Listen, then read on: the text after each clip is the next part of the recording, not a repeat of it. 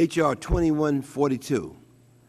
The bill now, H.R. 2142, the Government's Efficiency, Effectiveness, and Performance Improvement Act of 2009.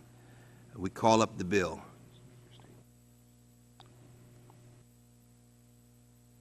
H.R. 2142, a bill to require the review of government programs at least once every 5 years for purposes of assessing their performance and improving their operations, and to establish the Performance Improvement Council. The bill will be considered as read. H.R. 2142 was introduced by Representative Henry Cuellar. I appreciate Mr. Cuellar's hard work on this bill and his commitment to sharing his expertise in the area of performance assessment. I thank Chairwoman Watson for her leadership in moving this bill and for her continuing efforts to improve government. This legislation builds on the Government's Performance and Accountability Act that was passed by Congress in the 1993. The GPRA was enacted to improve the efficiency and accountability of federal agencies and to improve the information Congress has available when making decisions about funding and oversight. GPRA requires agencies to make long-range strategic plans and annual performance plans and report annually on their progress. H.R. 2142 strengthens GPRA's focus on performance management and provides greater accountability by requiring more frequent and detailed GAO reviews of agency efforts. The bill also codifies some elements of an executive order and performance management issued by President Bush. The Government Management Subcommittee adopted a substitute amendment by voice vote when it considered H.R. 2142 on May the 12th, 2010. The substitute offered by Mr. Cuellar incorporated feedback from OMB, GAO, and others. Mr. Cuellar's substitute sharpened the focus of the bill by requiring agencies to identify high-priority goals and evaluate at least 4 times each year whether those goals are being met. The bill approved by the subcommittee requires agencies in consultation with OMB to identify goals that can be objectively measured and that have a high value to the public. This legislation makes the performance measurement process more transparent. It requires OMB to make available with the President's budget a list of agencies' goals and the approach that will be used by agencies to measure their performance in meeting those goals. OMB must give Congress and the public the opportunity to provide feedback on the goals and the methods each agency plans to use. The bill also holds agencies accountable by requiring that the results of performance assessments be made available online.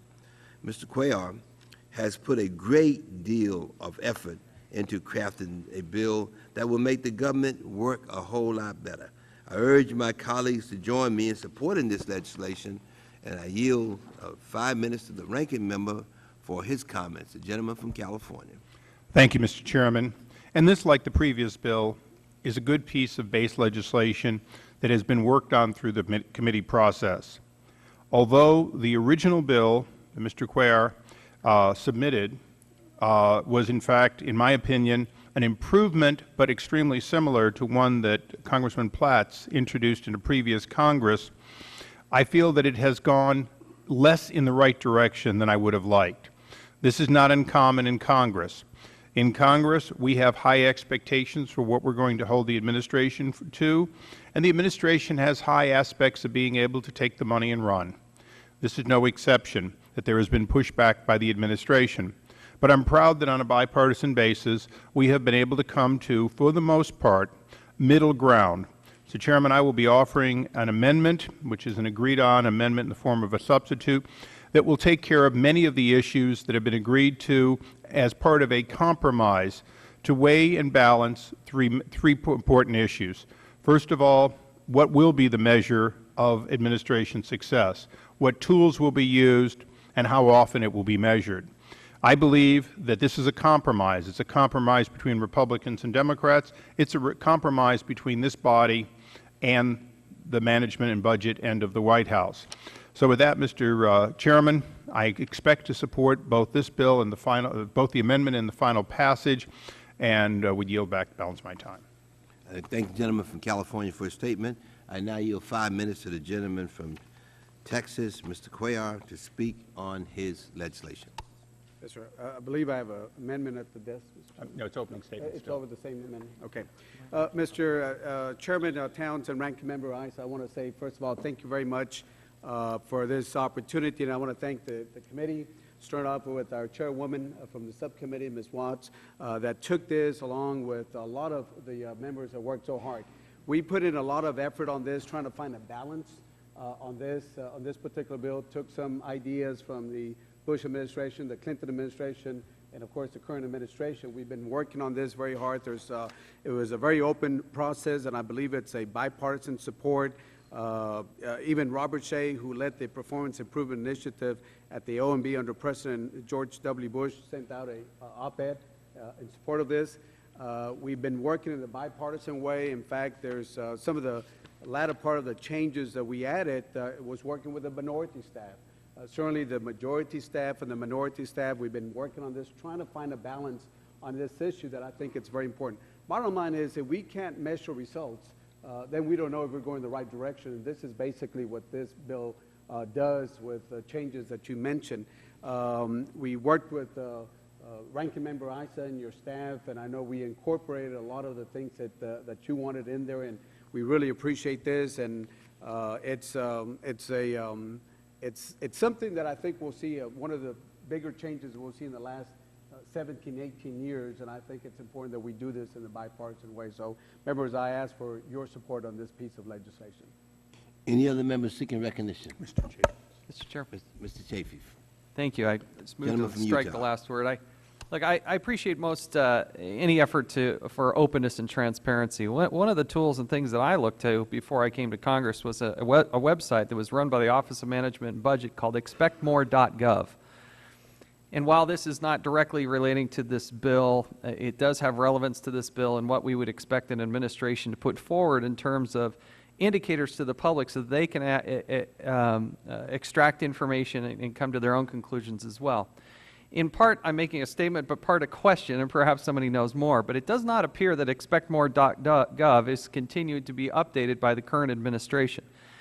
What expectmore.gov did is it took the 1,000-plus programs that are out there and created a dashboard indicator so that the public could access that information and be able to see, based on a set of objective criteria, whether or not those programs were adequately performing, inadequate in their performance. And so, again, if somebody has more insight about what is happening to this, what is not happening to this, and how the public component will come into play so that the public can have access to these types of reports and this types of information, at least in the past under expectmore.gov, it was a very useful tool as a dashboard indicator as to what was happening and not happening with these 1,000-plus programs. And with that, I'll yield back, Mr. Chair. Gentlemen, you're back. Yeah. Recognize the gentleman from Texas. Thank you. Thank you, Mr. Chairman. Excellent questions. And one of the things that we wanted to make sure was that there was that availability of that information, not only to the members of Congress, because we are the ones that provide legislative oversight. And I think that's one of the most important legislative duties that we have, if we get the right information in a way that we can understand and manage that information. So that information will be provided on the website, on the internet, to make sure that not only we look at it, but also make sure that we provide input and they take the input from us, number one. The other thing is the public. I certainly want to get the public involved, and I think by the openness and the transparency that will be available, I think the websites, the internet, I think this will provide the openness to make sure that the taxpayer knows that if we're spending $1, how are we spending that $1? And if we are making some improvement plans, because eventually, you know, as we do the assessments and we get the GAO and the Inspector Generals involved, to make sure that those improvement plans are also available to the public also, to make sure that we all know that we're going the right direction after we find Will the a fault. gentleman yield for just a few seconds? Certainly. I would just encourage and love to work with you on this. I'm not trying to slow this down. I'm very supportive of this effort. I'm just saying I would hope that that you, the both sides of the aisle, and the administration could work towards one of the byproducts potentially looking and functioning like expectmore.gov. I think it worked well. It's not the end-all, be-all. There's certainly a plethora of more additional information that can be added to it, but just to encourage you to look at that and look forward to working with you on it. I Appreciate it. think Congressman Ice's amendment actually covers it. And I was going to say, and I'll let the ranking members talk about that, but I think in your amendment, you had a specific provision on that, and I'll let the ranking member, it does provide that, and one of the things that the ranking member did was that he added a lot of specificity that I thought it was important that he brought up, and I'll let the ranking member answer that question, Mr. Chairman. Mr. Chairman, I this yield. might be a good time to say I have an amendment at the desk. No, not yet. Not yet. Okay, then I'll wait and explain it when I explain the amendment. Okay, all right, very good. Any other members seeking recognition? Yes, gentleman from California. Mr. Chairman, I have an amendment at the desk. No, you have to wait, well, we'll wait, we'll get this as opening statements if you, yeah, okay. I now call up, H.R. 2142. H.R. 2142, a bill to require the review of government I ask programs. unanimous consent that the bill be considered as read and open for amendment at any point. Mr. Without Chairman, objection, so ordered. Gentleman from California. I have an amendment at the desk. Wait, yeah. Oh, you've got a substitution. We got to do first. him, yes. Okay, sorry. Good amendments here, so, gentleman from Texas, Mr. Cuellar. I have an amendment at the desk. Subcommittee. Amendment in the nature of a substitute to H.R. 2142, offered by Mr. Cuellar of Texas. Without objection,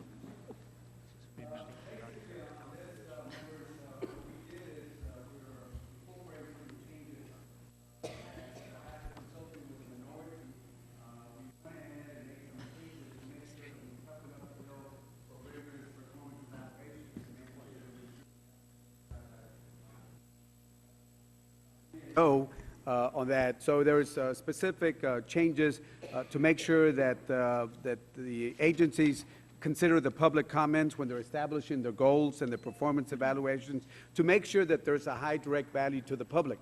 Because again, we don't want to see paperwork just to see paperwork, but we want to make sure that we are looking at measurable outcomes and getting the public involved, and this is what the changes are set up. And again, I want to thank the minority for working with us. I recognize the gentleman from California. You know, under the circumstances, I would recommend that we adopt this amendment as base text and move the previous question so we can adopt it as base text and move on to further amendments. Yeah. I ask unanimous consent that the amendment be considered as original text and without objections, so ordered. Do you want to speak on the playoffs? Yeah, that was moved right on. I support Mr. Cuellar's amendment. I appreciate the efforts he has made to address the concerns of some members of the committee, OMB, GAO, and of course others. This amendment makes several improvements to the bill. One change I would like to highlight is that the amendment requires agencies to consider any public comments received on the agency's goal. The amendment also requires OMB to provide a summary of public comments and to disclose any adjustments made by agencies to their goals based on those comments or at the direction of OMB. I hope every member of the committee will support this amendment. Do any other members wish to be heard on this amendment?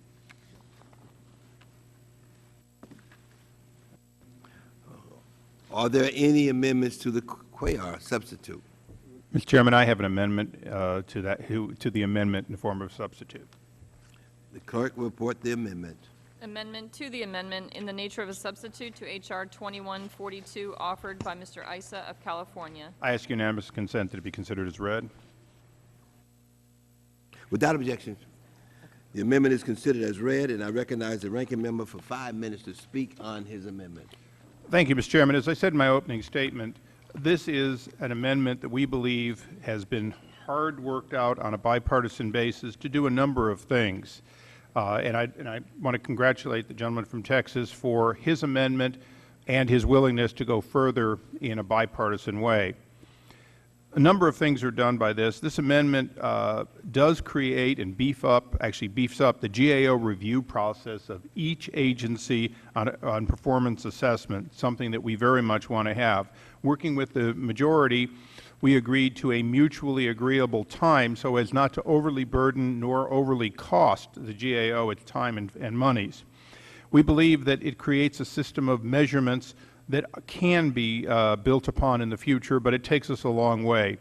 It also details information and programs that are failing or duplicative, and we felt that this was an area that we had been working on that would go that needed to go further. Finally, the amendment increases the transparency of the performance information produced by the agency. This amendment requires that performance information be linked to the spending data on the usaspending.gov and requires the administration to study the feasibility of a single web portal for all spending and performance information. Mr. Chairman, this goal is one that you and I have shared for a long time. Additionally, it is a goal that watchdog groups and good government oversight groups have been championing for a very long time. In a day and age in which you and I are working so hard to have interoperable databases, single standards for particular types of data, this will be an attainable goal and one that this and all legislation should continue to move us toward. I believe that particularly the development of a single website for performance information and, quite frankly, transparency of spending is critical. It's one that this bill helps to move along at as fast a pace as we can. I would urge support for this amendment and yield back the balance of my time. I'm prepared to support this amendment. I appreciate the ranking member's willingness to work with me and Mr. Cuellar to address some of our more significant concerns. The ranking member's amendment requires agencies to assess their annual performance goals on a semi-annual basis. GPRA currently requires agencies to assess these goals annually. I am concerned that this change may overburden agencies. It will require agencies to devote significantly more resources towards performing goal assessments. I want to be sure that agencies perform thorough and meaningful assessments, and am concerned that this change could turn these assessments into paperwork exercises. The amendment also contains measures to improve the transparency of performance information. It is important that Congress and the public have access to the performance information and that the information be presented in a form that is useful and easy to understand. I will support the ranking member's amendment.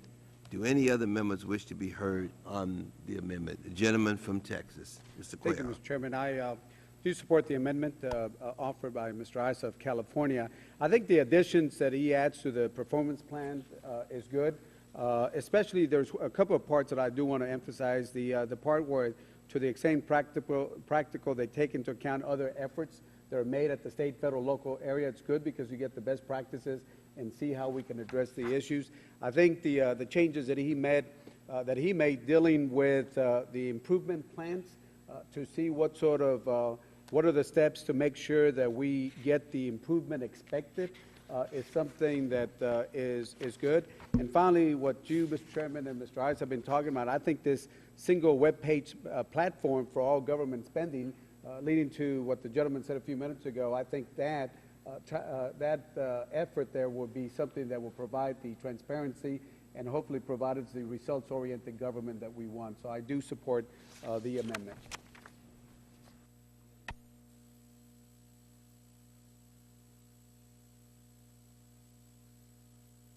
Lady from California, Ms. Chu, is recognized for 5 minutes.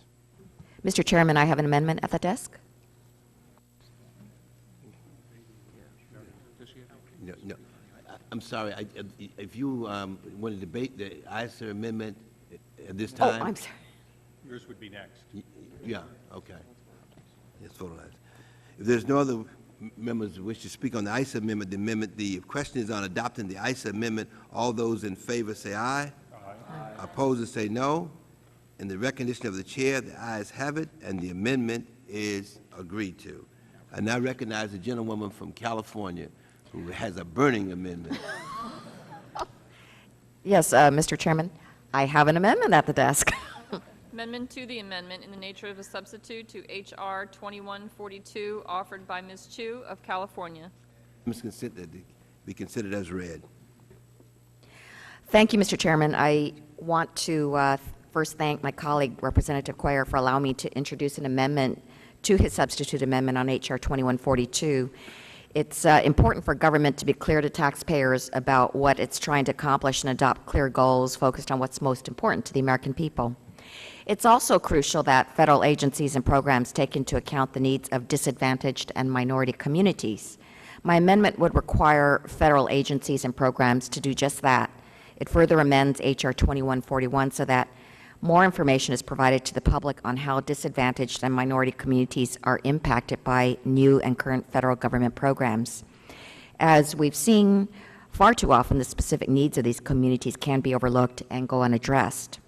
Take the case of the current census and what happened when it reached out to the Vietnamese community. Vietnamese language materials were sent out, and the Bureau made some serious mistakes in the translation. A word that they used in Vietnamese for census meant government investigation, which carries a negative connotation because it's associated with the communist regime. While the Bureau scrambled to fix this, it's unclear what the census is doing to ensure that Americans are not alienated from filling out the form, and as a result are then undercounted. Perhaps if the needs of the community were properly assessed and studied beforehand, issues like this would not have happened. And then there's the issues of women veterans, still a minority serving in armed services, who are wounded and require prosthetic kneecaps. But they have gone to the VA only to find out that there are only men's kneecaps available to them. Perhaps if the needs of our servicewomen were recognized and properly assessed beforehand, this would not have happened. My amendment is necessary to ensure that this does not continue to happen as we work on ways to make sure that our government programs are more efficient, performing at the highest standards, and most importantly, are effectively serving the needs of the American people who look to the government for assistance. Thank you, and I yield back the balance of my time. Thank you, gentlewoman, for her amendment. I now yield to the ranking member for any comments he might have. Thank you, Mr. Chairman. I'll be brief. This is an excellent amendment. I cannot necessarily associate myself with each example that either side could come up with, but there's no question that government should, at all times, when it's doing an assessment, consider population served. And it is always almost natural to consider the majority, the largest population. You do that without thinking. It is, in fact, by definition, those who are minorities, least represented in those doing the study, those who, for whatever reason, may, in fact, not be at the table. So I congratulate the gentlelady. I certainly will support her amendment as good practice by government and yield back. Thank you, gentleman, for California. Any other members seeking recognition on it? I thank the gentleman from California the gentlewoman from California for offering this amendment. This is a very good amendment that will provide useful information about the impact of agency initiatives on disadvantaged and minority communities. If no other member wishes to speak on the amendment, the question is on adopting the Chu amendment. All those in favor say aye. Aye. All opposed is no. In the opinion of the chair, the ayes have it, and the amendment is agreed to. Are there any other amendments? Mr. Chairman, I have an amendment at the desk. Will the clerk report the amendment? Amendment to the amendment in the nature of a substitute to H.R. 2142 offered by Mr. Chaffetz of Utah. Without objection, the amendment is considered as read. I recognize the gentleman from Utah for 5 minutes to explain his amendment. Thank you, Mr. Chairman. It's a minor adjustment, but I hope that one would be palatable on both sides of the aisle with all of my colleagues. The senior executive service is on the front line when it comes to implementing the priorities of both Congress and the administration, and the current law requires regular performance appraisals of agency executives. And these performance appraisals, if positive, can lead to increases in grade and compensation. A negative performance appraisal can lead to reductions in both grade and compensation. The law requires these performance appraisals to consider, quote, organizational performance, end quote. My amendment simply requires that the performance appraisals of agency executives specifically consider the agency performance assessments required by this bill. If the performance assessments required by this bill are to be meaningful and result in the improvement of the overall agency performance, we must hold agency executives accountable for actually achieving these goals. The bill already requires the head of each agency to, quote, hold leaders and managers accountable for effective and efficient implementation, end quote. My amendment is intended to implement the spirit of this provision. With that, I'll yield back, Mr. Chairman. Anyone else seeking recognition? I am prepared to support this amendment. It clarifies existing law to say that the agency performance assessment required by this bill can be used in the performance appraisal of agency senior executives. If no other member wishes to speak on the amendment, the question is on adopting the Chafee amendment. All those in favor say aye. Opposed? In the opinion of the chair, the ayes have it, and the amendment is agreed to. Are there additional amendments? I think Mr. Schock.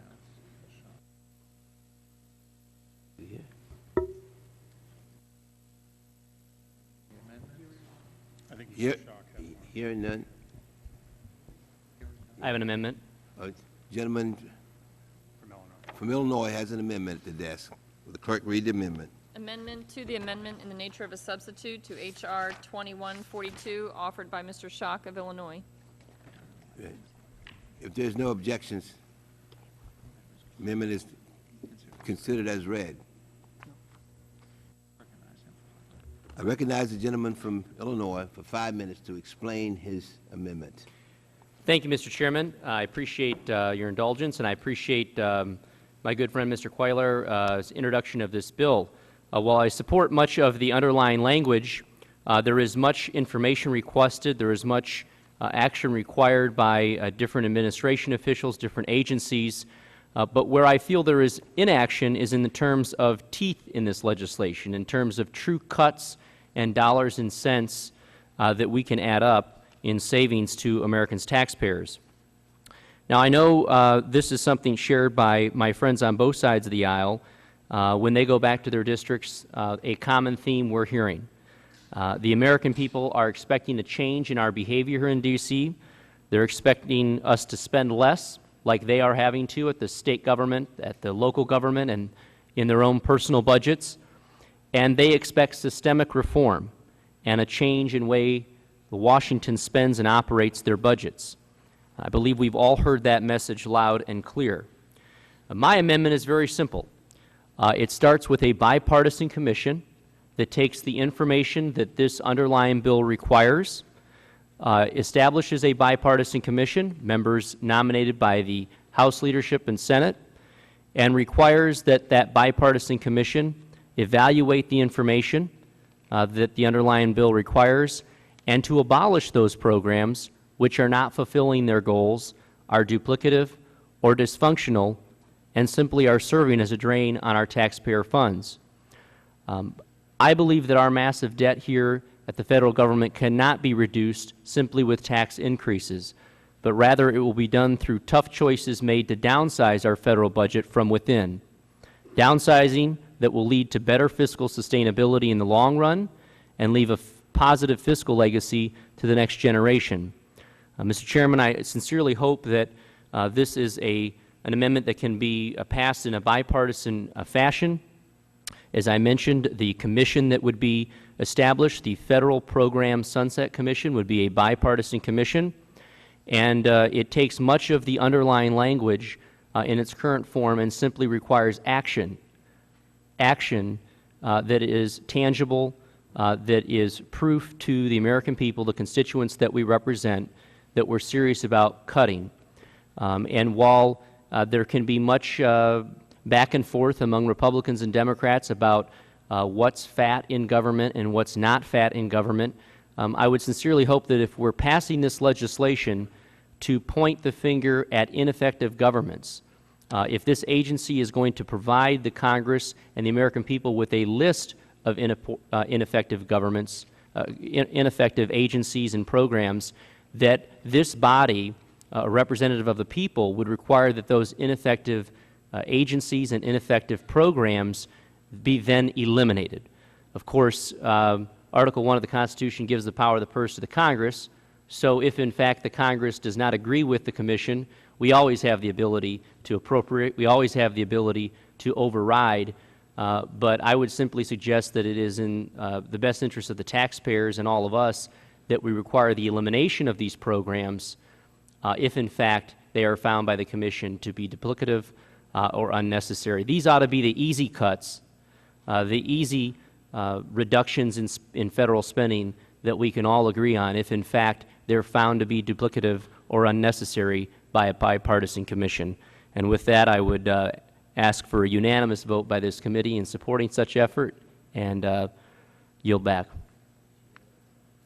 I thank the gentleman for his work, but and evidently, he's been working on this for a while. I oppose this amendment, though. Under this amendment, a program would be automatically abolished with 1 year after the commission reviews it, unless it is reauthorized by the Congress. Okay, this amendment would force agencies to plead for their lives, and I think it would be a distraction, causing them to be distracted from their missions. Instead of protecting the public, they would be defending themselves and against extinction or being restructured into irrelevance.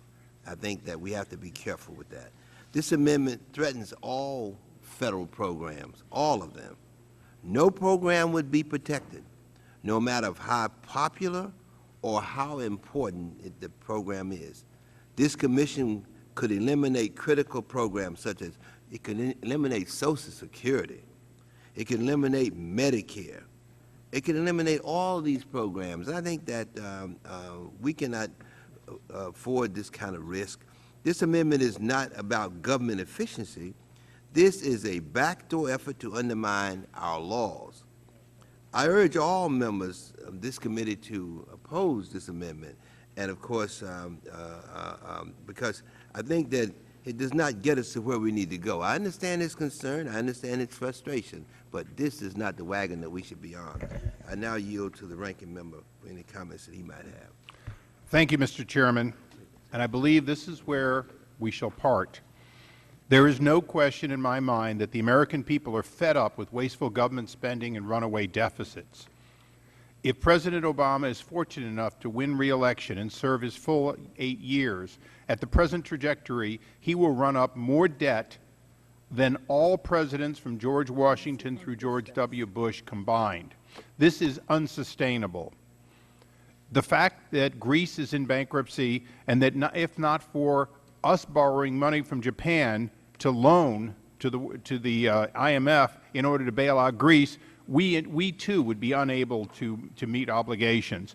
Every month, America is borrowing 40% of what we spend on programs, many of them outdated and inefficient.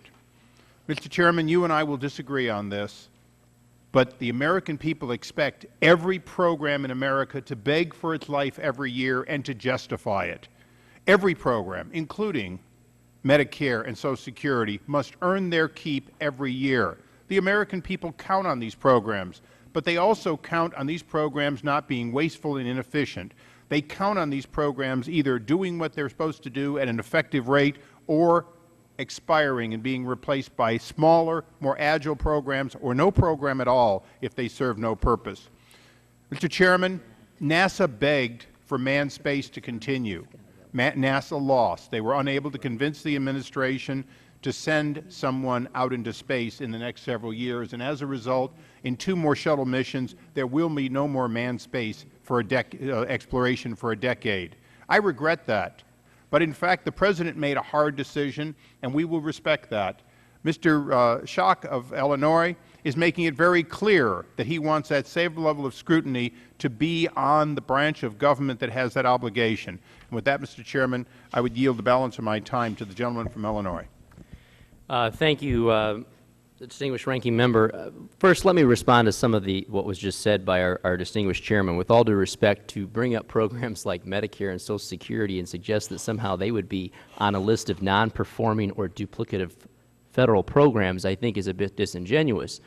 The fact of the matter is that if, in fact, those programs were on this list, I think you'd find broad bipartisan support by Congress to appropriate the money for them, which this amendment allows for it. Look, I'm not going to point fingers at the majority. My party has overspent in years past. The majority has overspent in years past. But I would ask for the common sense of my friends on the other side of the aisle to think about this. If we're not willing to put teeth in this legislation to require a program that by a bipartisan commission has been deemed non-performing or duplicative, if we're not requiring that federal spending to be eliminated, what federal spending are we willing to eliminate? And in the scary situation where a program that we all like is put on that list, Congress, through its appropriating process, as we do every year, can override it. But I would hope that my friends on both sides of the aisle, I mean, I'm a little discouraged as a new member of this body that there would be this finger pointing of, you know, just this administration or the last administration, or it's this one's fault or that one's fault. Fact of the matter is, if we're serious about cutting, which is something that my Republican, Democrat, and Independent constituents expect of us, then how come we can't come together in a bipartisan way and support a bipartisan commission? Let's face it, nothing's going to be on this list that both Republicans and Democrats don't agree to because it's a bipartisan commission. And if a bipartisan commission can come together and say this program is non-performing or duplicative, that's the criteria. If the bipartisan commission says it's non-performing and duplicative, why would we not then require its elimination? But for that, I would argue to my constituents point back home who point to Washington, D.C. and say it's all rhetoric, it doesn't matter who controls Congress, you're all the same. If we're going to pass the underlying language without the necessary teeth to require the elimination of these non-performing and duplicative federal programs, then I would raise the question of what we are actually doing here today. I would ask you to consider how genuine you are in truly eliminating duplicative and non-performing federal programs. Because but for the teeth, but for the required action of those programs to be eliminated, we're not going to see any true reduction in federal spending. So I hope this is something that we focus on the future, not the past, and we focus on the fact that this is going to be a bipartisan Sunset Commission, some that I know many on this panel have supported in their state positions. I know in our state, something that I have supported in years past, that if we can agree, Republicans and Democrats, on a commission of unnecessary spending, I hope then we could agree that it should be eliminated. I yield back. Let me just say to the gentleman before I yield to the gentleman, Mr. Driehaus. The President is very concerned, and the President has already established a commission on deficit reduction that is doing this work. But its recommendations must be approved by the Congress. And of course, I think that's very important. And this amendment would terminate programs without input from elected officials. That part really bothers me. Mr. Driehaus, I yield 5 minutes. Thank you, Mr. Chairman. While I appreciate the efforts of the author of the amendment, I think he mentioned bipartisan about 10 or 20 times during his speech, but this isn't a bipartisan amendment. If we're going to be bipartisan, let's be bipartisan. And let's engage in bipartisan drafting of amendments that address these situations. To come before this committee and throw an amendment on the table and say this is a bipartisan effort to crack down on government waste without having consulted the majority, without having worked with Democratic members or the author of the bill to talk about bipartisanship, you know, I just think that if we're going to be serious about cracking down on wasteful spending in government, we should work across the aisle. We should work together. That doesn't mean challenging members with amendments and saying, pass this or else you're not sincere about your efforts to engage in bipartisan efforts to reduce government waste. It means rolling up your sleeves, sitting down with other members, and working on initiatives to that effect. If we want to do that with the administration, if we want to do that with the author of the underlying bill, then so be it. Let's go ahead and move forward. I applaud the gentleman's efforts and the gentleman's concern when it comes to such waste. I would ask him, actually, to move even further and to look at our tax code and to look at the waste that we have in terms of all of the tax expenditures, the credits, the exemptions, the deductions that are granted around here that further exacerbate the debt and the deficit that we now have. But while I appreciate the gentleman's sincerity, I do think that if we're going to engage in an effort of this magnitude. It should be done, in good faith, in a bipartisan manner, in a way that we can come to agreement on to move forward. So with that, I'm willing to work with the member, but I can't support his effort here today because I think it is put in front of us in a way to challenge the members rather than to work cooperatively with the members toward the goal that he's trying to achieve. So I'll be opposing the amendment today, but I look forward to working with the member in the future on this initiative. Gentleman from Ohio, Mr. Jordan. I thank the Chairman. Just to my colleague from the Buckeye State, unless I'm reading a different amendment, it does exactly what he said. It talks about working in a bipartisan way, about sitting down as a commission, rolling up our sleeves, figuring out which programs are redundant, which Will the ones are gentleman wasteful, yield? which ones deserve to be eliminated. I mean, Will the gentleman yield? sure.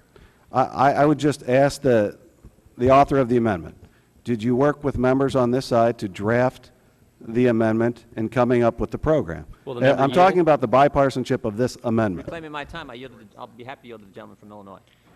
For the record, this amendment, first of all, I find this a bit ironic. As a member of the minority, usually we're the ones arguing process. Last time I checked, we don't have the gavel.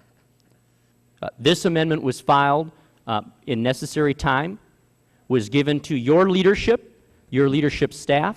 It's a yes or no question. Yeah, the answer is yes, absolutely. It was given to you, and there was discussion that took place. In fact, discussion with the sponsor of the bill prior to coming here, and he explained why he was opposed to the amendment. But just because there's support and opposition doesn't mean there weren't attempts for us to work out our differences. But if the only opposition to this amendment is because some disagree with it, and there's no real issue with the underlying amendment, then we should pass it. There's been a lot. I would urge members to read the amendment. It's very clear.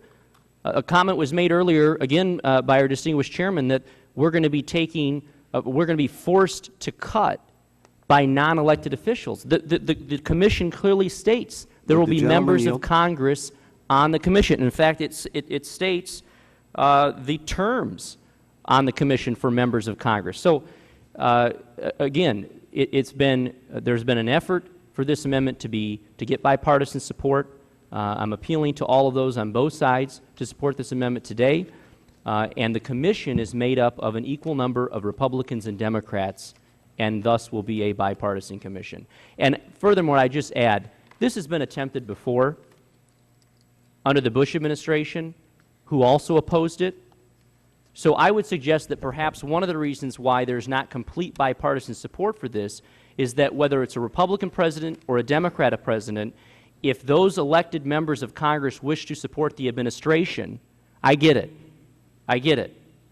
But that's why there's not complete support for this amendment, because the administration doesn't support it, because the bureaucracy doesn't support it, and if your party controls the bureaucracy, when it was under Republicans, they supported their administration. When it's under Democrats, they want to support their administration. All I'm suggesting that if we're sincere about making cuts, why can't we trust a bipartisan commission, regardless of whether it's a Republican or Democrat in the White House or running OMB, why can't we trust that bipartisan commission when they've deemed something duplicative and unnecessary?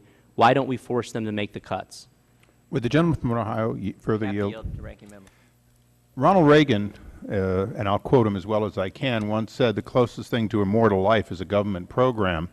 The gentleman's attempt here is very clear. We have to have a process in order to reduce the size of government, particularly through multiple programs that run through multiple agencies over which no one committee, not even this committee, could reach down and modify. As the gentleman from Ohio, I'm sure, as a freshman has already discovered, each committee of the Congress in both the House and the Senate is a bit of a fiefdom and often wants to control its own destiny. Would the gentleman yield? And I will, it'll be up to the gentleman from Ohio. But I would suggest this, that if this amendment, as I hope it will, passes here, it is certainly possible to work on it between now and the floor. The chairman, rightfully so, said he had concerns about an automatic process. As someone who has worked on many amendments to amendments over the years in committee, one could certainly take this and turn it into a NAFTA or a fast-track type up or down, to where Congress would automatically bring a vote to the floor on each proposed rescission and vote them up or down. We have lots of ways in which to deal with this, but to simply not deal with it or assume that an executive order-based commission by the President takes the place of congressional action, I think is a failure. I yield back to the gentleman from Ohio. Would the gentleman Mr. yield? Chairman? Yeah. I got just a few seconds left. Look, if the gentleman from Cincinnati wants to vote against a bipartisan process to eliminate wasteful, redundant, ridiculous spending, he can do it. That's the question on the table, and you can't hide behind process. That's the issue in front of us. That's the question before us. Let's vote yes for this amendment. It's a good amendment. Gentleman's time has expired. I now recognize the gentleman from Maryland, Mr. Cummings. Thank you very much, Mr. Chairman. First of all, Mr. Drehouse's his comments are, I think, quite appropriate. But there's something else that we need to consider here. And let's think about this. I don't know about you, but I got elected by from a district of 700,000 people. And basically what we're saying here is we're taking away the power of us in the Congress and giving it to an unelected commission. You can write it down, Shock.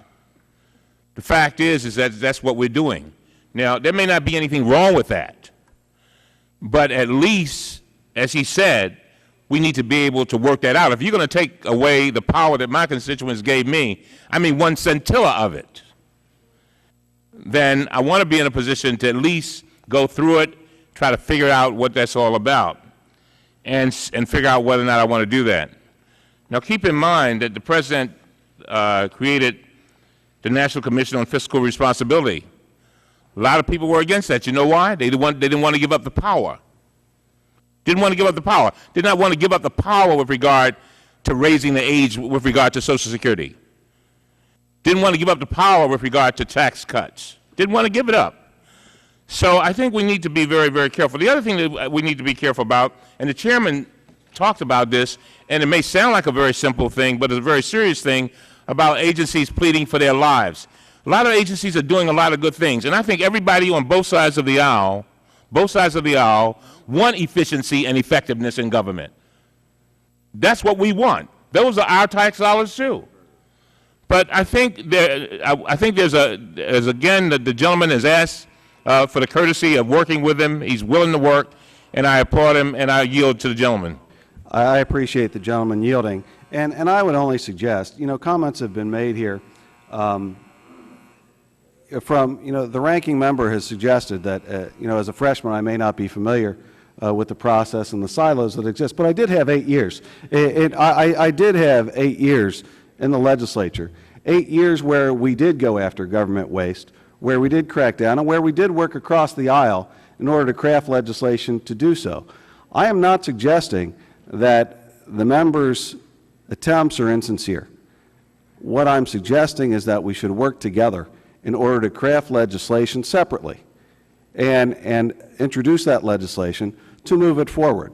Because this is a challenge when amendment is dropped on us and we're told accept this, and it's rather significant in terms of its impact. Now, the ranking member has also suggested repeatedly that we do the work in the committee before it goes to the floor, and now we're suggesting that we do otherwise, that we clean this up when it goes to the floor. I believe we should work on this in committee. I believe we should work on a bipartisan manner to take the gentleman's ideas, work cooperatively, and see where we can reach agreement. So with that, I again extend the offer to work with the gentleman on his initiative, but I am not willing to support the amendment today. Let me just say this. There's a vote on the floor, and what I'd like to do is recognize someone on this side and recognize another person on our side, and then call for a vote. Yeah. Mr. So, Chairman? a gentleman from Mr. Indiana, Chairman, and then- I would like to strike the last word and yield my time to the ranking member, Mr. Rice. And I won't use the entire 5 minutes. Thank you, Mr. Chairman. First of all, it does appear that the gentleman from Ohio misunderstood me. I was giving him the benefit of the doubt that he had learned of the siloing here, and with his 8 previous years, it appears as though he knew it before he came here. Additionally, I think I heard the gentleman from Ohio indicate that he'd like to have the bill pulled today and further work done here before it votes out, and we certainly be willing to do that. Although I will say on behalf of Mr. Schock, he did everything he could to inform the other side. We simply, after agreeing to 4 amendments, were unable to reach agreement on the 5th amendment. I've got to be honest, in committee work between Republicans and Democrats, 4 out of 5 is a pretty good average. But I do believe that Mr. Schock's amendment is noteworthy. It's appropriate. If there are second-degree amendments that need to be added, I'm perfectly happy to have them added in this committee. If you're not prepared today, I'm perfectly happy to have us return. But I do believe that the chairman is going to tell me that he'd like us to Fisher-cut bait today. If we have to Fisher-cut bait, we believe this amendment is good in its current form, and I'd urge support and yield back to the gentleman from Indiana. Mr. Chairman, Thank you, gentlemen, for yielding back. I now recognize the gentlewoman from California. the Schock Amendment would kill this bill, 2142. If you read it carefully, that commission would be able to automatically abolish within 1 year those particular programs. Now, this bill should be a standalone, this amendment should be a standalone bill. I would ask the author of the amendment to not defeat 2142 because everything in it's been worked out. Bring it back as your bill, run it through the committee process. Let us discuss how programs get defunded and automatically are abolished. This could impact many different segments of society, our veterans and so on. So we cannot do this in an amendment. It should not be part of this bill. And we should have, I would suggest, you have your own bill, and we can debate it and run it through the process like we do any other major piece of legislation. And if we vote on this amendment, my vote is no. The question is on the adoption of the Schock Amendment. Will All those the in favor- chairman yield? All those in favor says aye. No, we've been in the vote process. Yeah. Yeah, I want a roll call. Or the clerk will call the roll. Mr. Towns? Mr. Towns votes no. Mr. Kanjorski? Mrs. Maloney? Mr. Cummings? Mr. Cummings votes no. Mr. Kucinich? Mr. Kucinich votes no. Mr. Tierney? Mr. Tierney votes no. Mr. Clay? Mr. Clay votes no. Ms. Watson? Ms. Watson votes no. Mr. Lynch? Mr. Lynch votes no. Mr. Cooper? Mr. Cooper votes aye. Mr. Connolly? Mr. Connolly votes no. Mr. Quigley? Mr. Quigley votes aye. Ms. Capter? Ms. Norton? Mr. Kennedy? Mr. Davis? Mr. Van Hollen? Mr. Cuellar? Mr. Cuellar votes no. Mr. Hodes? Mr. Murphy? Mr. Murphy votes no. Mr. Welch? Mr. Foster? Mr. Foster votes no. Ms. Spear? Ms. Spear votes no. Mr. Driehaus? Mr. Driehaus votes no. Ms. Chu? Ms. Chu votes no. Mr. Issa? Yes. Mr. Issa votes aye. Mr. Burton? Aye. Mr. Burton votes aye. Mr. Micah? Mr. Souter? Mr. Duncan? Mr. Duncan votes aye. Mr. Turner? Mr. Westmoreland? Mr. McHenry? Mr. Bilbray? Mr. Jordan? Mr. Jordan votes aye. Mr. Flake? Mr. Flake votes aye. Mr. Fortenberry? Mr. Fortenberry votes aye. Mr. Chaffetz? Mr. Schock? Mr. Schock votes aye. Mr. Lukemeyer? Mr. Lukemeyer votes aye. Mr. Gao? Mr. Van Hollen, I don't have you recorded. Mr. Van Hollen votes no. Welch. Mr. Welch? Mr. Welch votes no. Any members that have not been recorded? Mr. Chaffetz?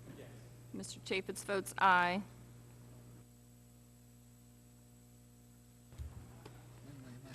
Any other members?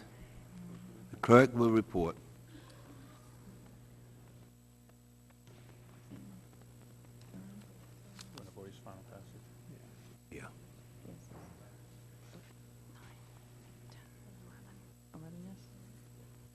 On that vote, Mr. Chairman, there are 16 noes, there are 11 ayes.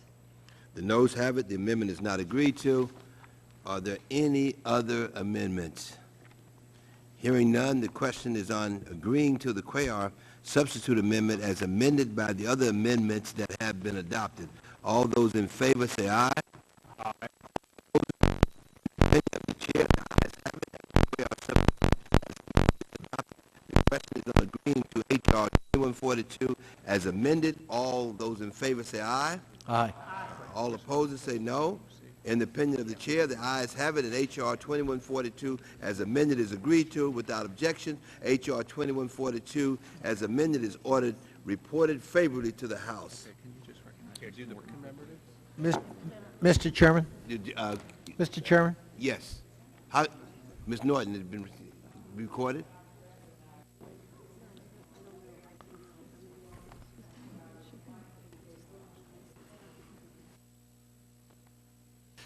Final passage. Yeah. Ask unanimous consent that no vote. Yeah. I'd like to ask unanimous consent that the no vote be reflected in the records of Mrs. Norton. Mike, who cares? It should be the yes vote on final passage. Mr. Chairman? Mr. Chairman? Mr. Chairman? I just want unanimous consent to put a letter in the record endorsing our CTO bill that we previously Without objection, adopted. so ordered. I thank the Chair. You want to, you see the postals? That's it, right? Our final order of business is marking up several post office naming bills and commemorative resolutions. I ask unanimous consent that these resolutions and bills be considered in block and read and open to amendment at any time. The clerk will designate the bills. HRES 1121, congratulating Clinton County and the county seat of Wilmington, Ohio on the I have a occasion. manager's amendment at the desk to make technical corrections to H.R. Res. 1330, and I ask unanimous consent that it be adopted and considered as base text without objection, so ordered. Having satisfied the committee's criteria, each of these measures are worthy of support, and I therefore urge their adoption. Does the ranking member have any comments on these bills?